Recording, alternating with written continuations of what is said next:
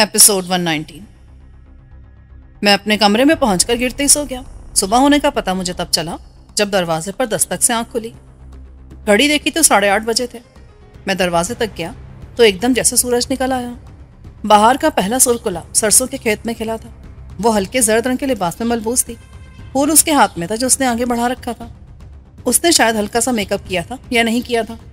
ये उसके चेहरे की फितरी शगुफ्तगी थी जिसमें मुझे एक नयापन महसूस हुआ। रूबी दरवाजे में तस्वीर बनी खड़ी थी। क्या हुआ? मैं सख्त शर्मिंदा होकर चौंका। कुछ नहीं। मैंने फूल ले लिया और खुद को हिफ्फत से बचाने के लिए कहा, क्या करूं इसका? तुम्हें नहीं मालूम फूल का क्या करते हैं? मैंने हंसकर बात डाली।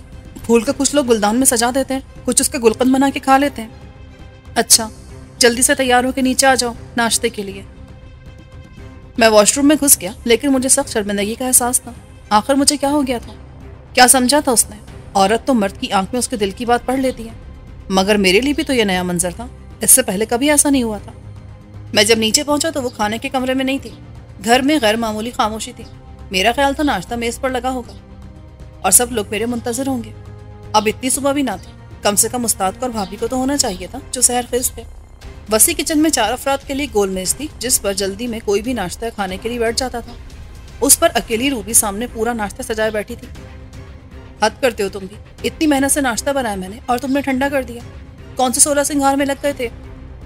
सॉरी, मगर नाश्ता बनाने की जहमत आपने क्यों फरमाई? क्योंकि तुम नहीं बना सकते थे। मेरा मतलब था किचन में जो रोज नाश्ता बनाते हैं वो आज नहीं है। हालांकि तबीयत कल रात बिगड़ गई थी, कुछ सांस का मसला उनका शौहर उन्हें डॉक्टर के पास ले गया है गाड़ी में। 2-3 घंटे लग जाएंगे उनके अस्थमा के अटैक को कंट्रोल करने में। तुम शुरू करो। और बाकी लोग? बाकी कौन? दुल्हा दुल्हन तो निहार में उठने से रहे। कल रात जिनको तुमने मास्टर बेड में जगह दी थी वो कहाँ हैं? वो दूसरी गाड़ी लेकर अपने घर गए हैं। रात तक लौटेंगे और फिर यहीं रहेंगे। तुमने मना लिया उन्हें? Thank you. इस घर पर तुम्हारा भी पूरा हक है। और क्या मैं गैर हूं? फिर झूठ क्यों बोलती हो मुझसे? झूठ? हाँ, तुमने अभी कहा था कि नाश्ता तुमने बनाया है, तो इसमें झूठ क्या है? ये ऑमलेट तजुर्बेकार बावर्ची बना सकते हैं और ये पराठे। जनाब, आपको क्या पता मैं कितनी एक्सपर्ट कुक हूँ। और अपने घर में मैं नाश्ता खुद ही बनाती थी। ऑमलेट मेरी खुसूसियत थी। खुद मुराद कहता था कि मुझे सिखा दो, मगर तुम्हारे हाथ का मजा फिर भी नहीं होगा। आज अरसे बाद जी चाहा। आज मैं बहुत कुछ पहली बार देख रहा हूँ। बहुत कुछ? क्या? एक मुख्तलिफ रूबी। मैं समझी नहीं। मैं तुम्हारा ये अंदाज देखने का आदी नहीं था, इसलिए जब सुबह तुम मेरे कमरे में आई तो तुम्हें अच्छा नहीं लगा? बहुत अच्छा लगा। मेरी बात का गलत मतलब मत लेना। हम नाश्ता करने में मसरूफ हो गए। नाश्ता करके उठे तो अनवर आ गया।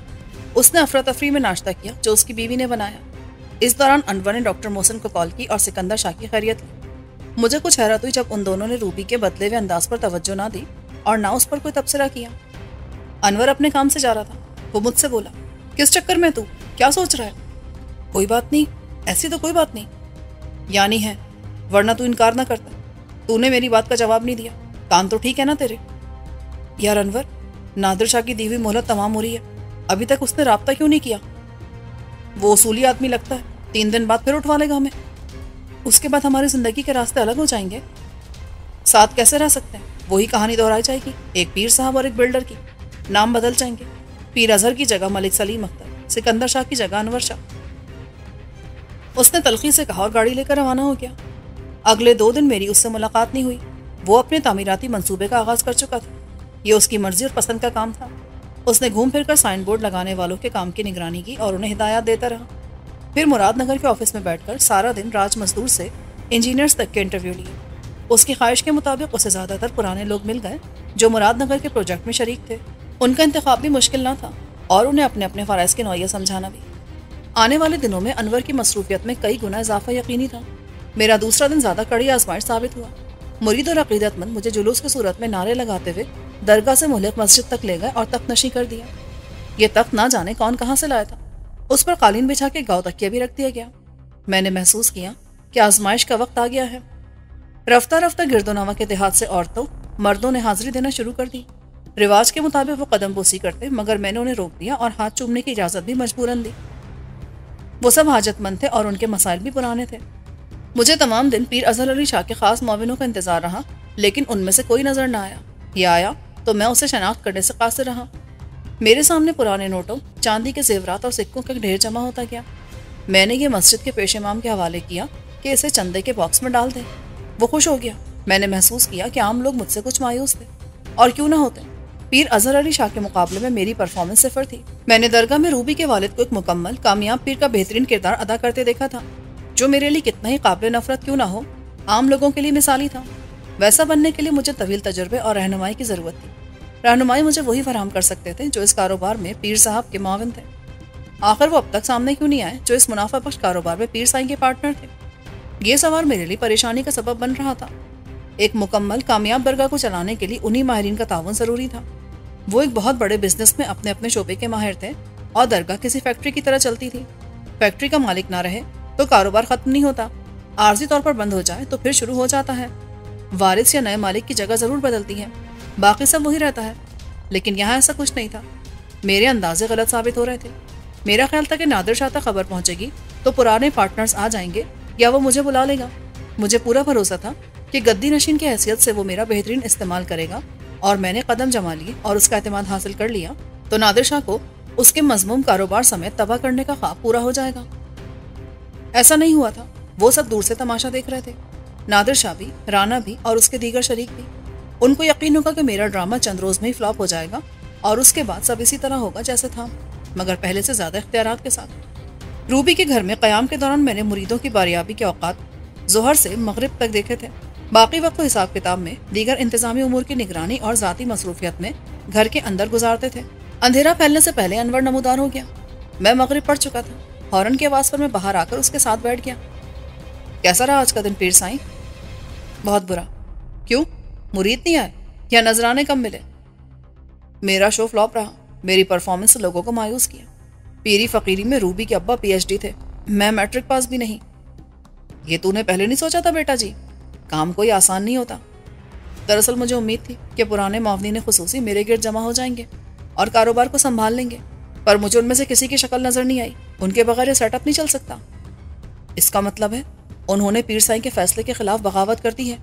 وہ تجھے گدی نشین تسلیم کرنے کو تیار نہیں، اس وقت مجبوری میں خاموش تھے۔ اب نادر شاہ میری حمایت کریں تو پرانا سیٹ اپ بحال ہو سکتا ہے۔ مجھے اب بھی یقین ہے کہ میں اس کا اعتماد حاصل کر لوں گا۔ خیر تو چھوڑ، تو نے سارا دن اپنے پروجیکٹ کو کتنا آگے بڑھایا؟ انور بہت پرجوش تھا۔ یار زبردست رسپانس آیا اشتہار کا۔ زیادہ تر پرانے لوگ آ گئے اور انہوں نے کہا کہ پریشانی کی بات ہی نہیں، جو وہ سب کر چکے ہیں پھر کر لیں گے۔ میں نے ان کی حوصلہ افزائی اور تعاون کے لیے سب کے معاوضے دگنے کر دیے۔ کل سے وہ مراد نگر والے پروجیکٹ آفس میں اپنی اپنی ذمہ داریاں سنبھال لیں گے۔ کیا مقام عبرت ہے یار کہ جس نے پروجیکٹ کی گڈ ول بنائی وہ دنیا میں ہوتے ہوئے بھی دنیا سے لا تعلق ہے۔ حالانکہ اس کامیابی میں اس کی ہمت اور طاقت کے ساتھ ذہانت بھی شامل تھی۔ میں نے کہا کیا کہا جا سکتا اسے مکافات عمل کے سوا، مگر مجھے بھی افسوس ضرور ہے کہ اتنی محنت اور کامیابی کے بعد جب خوشیاں سمیٹنے کا وقت آیا تو قدرت نے سب کچھ چھین لیا۔ خدا کرے وہ صحت یاب ہو کر اس گھر میں لوٹائے جو کبھی اس کا تھا۔ میں نے صدقے دل سے کہا۔ مراد ہاؤس کی رونقیں بحال ہو گئی تھیں، لیکن اس کے مکین بدل گئے تھے۔ مجھے تقدیر کا یہ فیصلہ بڑا بے رحم لگا کہ جس سکندر شاہ کی طاقت سے خوفزدہ ہو کے گاما جیسا آدمی روپوشی اختیار کرنے پر مجبور ہوا تھا، آج وہ بے خوفی سے اسی گھر میں مقیم تھا۔ ہم سب کی طرح وہ اکیلا تھا۔ ریشم یا میں، انور یا روبی اکیلے کر دیے گئے تھے، اور گردش حالات نے ہمیں ایک مرکز پر اکٹھا کر دیا تھا۔ استاد نے گھر تو بنایا تھا، مگر رشتوں سے محرومی کا احساس برقرار تھا۔ ہمارے تھوڑے سے اصرار پر وہ ہمارے ساتھ شامل ہو گیا تھا۔ گھر کے اندر مجھے غیر معمولی چہل پہل محسوس ہوئی۔ پہلی رات گھر کے ماسٹر بیڈ روم میں گزار لینے کے بعد استاد نے اس کمرے کو مستقل رہائش رکھنے کے لیے استعمال کرنے سے انکار کر دیا۔ گھر کی مالکن اب روبی تھی۔ مراد ہوتا تو ماسٹر بیڈ پر ان کا حق ہوتا۔ وہ اکیلی نیچے رہتے ہوئے ڈرتی تھی۔ گیسٹ بیڈ روم پہلے انور کے پاس تھا، اب وہ ریشم کے ساتھ اوپر شفٹ کر گیا تھا۔ اوپر کا دوسرا بیڈ روم روبی کے اور تیسرا میرے پاس تھا۔ ایک نئے انتظامی عمل کے نتیجے میں سکندر شاہ والا ماسٹر بیڈ انور کو قبول کرنا پڑا۔ وہ ریشم کے ساتھ نیچے شفٹ ہوا تو اوپر کے بیڈ روم کو استاد نے قبول کر لیا۔ ایک طرف ضرورت کے مطابق اسباب کی منتقلی جاری تھی۔ یہ کام روبی اپنی نگرانی میں کرا رہی تھی، اور اس کے لیے وہی ملازم طلب کیے گئے تھے جو دستیاب تھے، یعنی 2 گارڈ اور 2 ڈرائیور۔ کچن چلانے والی خالہ اور ان کے میاں صحتیاب ہو چکے تھے، مگر انہیں فی الحال پیچھے کی طرف اپنے کوارٹر میں محدود کر دیا گیا تھا۔ کچن ایڈمنسٹریشن کو بھابھی کی سربراہی میں ریشم نے سنبھالا تھا۔ اس رات کھانے کی میز پر ہم سب جمع تھے۔ میں نے گھر کی تینوں خواتین کو پورے اہتمام کے ساتھ کھانے کی میز پر دیکھا۔ انہوں نے بہترین فیشن کے بیش قیمت لباس زیب تن کیے تھے۔ استاد ریشم کی بیوی کے لیے خوشی منانے اور خوش ہونے کا جواز تھا۔ حیرانی مجھے روبی پر تھی، جو زندگی کے سب سے بڑے حادثے کا غم بھولی ہوئی تھی۔ یہ میرے لیے انوکھا تجربہ تھا۔ کیا وہ اتنی جلدی اپنے محبوب شوہر سے جدائی کے صدمے کو بھول چکی ہیں؟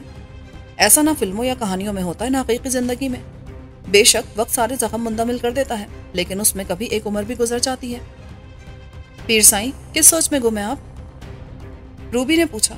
میں سب کی باتیں سن رہا تھا، سارا دن لوگ میری سنتے ہیں۔ انور نے پوچھا تھا نئے منصوبے کا نام بدل کر کیا رکھا جائے؟ میں بہت چنکا رہ گیا، یہ کس کی تجویز ہے؟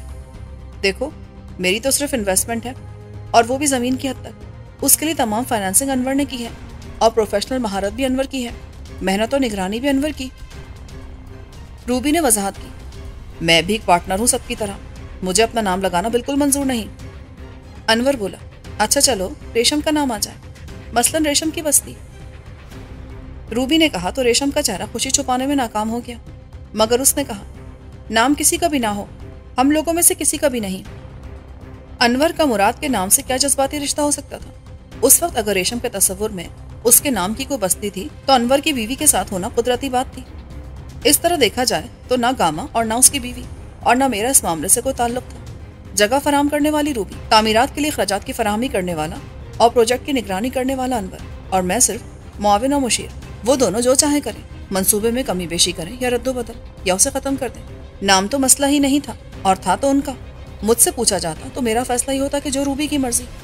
مراد سے اس کا جذباتی رشتہ تھا، اور مراد نگر اسی کی یاد سے منسوب ہے، جیسے مراد ہاؤس۔ لیکن روبی لا تعلق تھی اور غیر جانبدار۔ یہ اچنبے کی بات تھی۔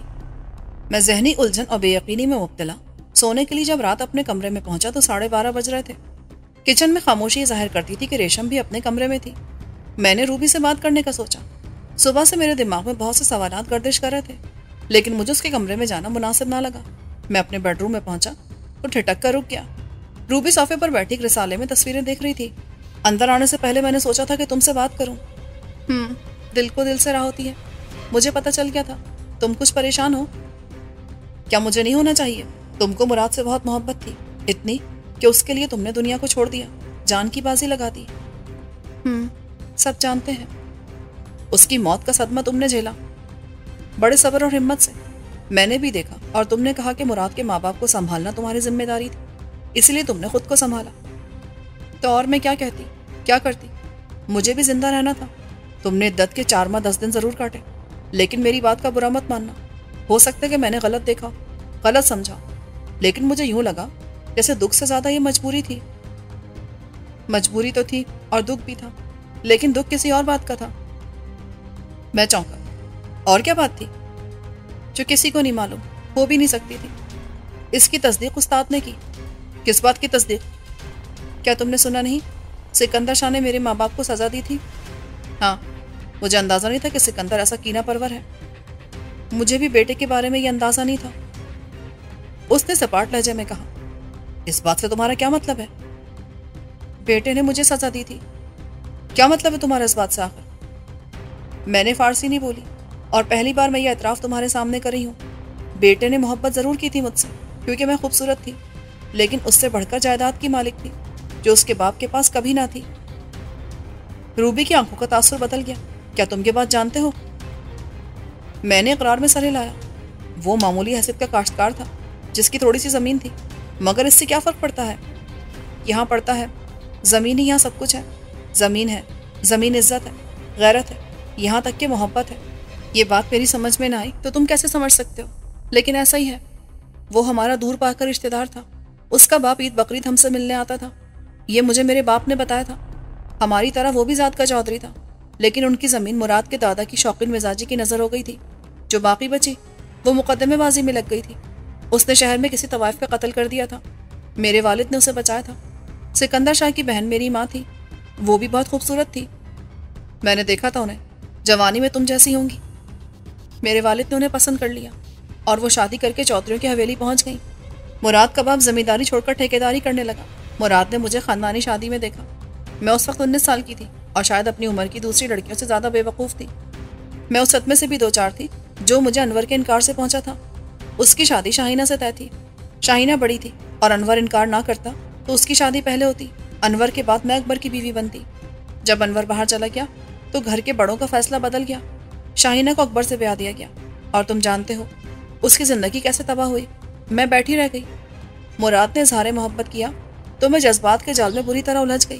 وہ گبرو جوان تھا، پڑھا لکھا تھا اور باتیں بھی ایسی کرتا تھا جو میں نے پہلے نہیں سنی تھی۔ دراصل وہ اپنے باپ کے مشورے پر چل رہا تھا۔ کیا مطلب؟ کیا سکندر نے کہا تھا مراد سے کہ تم سے محبت کرے؟ پسند اس نے مجھے خود کیا تھا۔ جب باپ کو پتہ چلا تو اس نے معاملات اپنے ہاتھ میں لے لیے تو اسے احساس دلایا کہ اظہر علی کی بیٹی کی کتنی زمین ہے جو وہ ساتھ لائے گی۔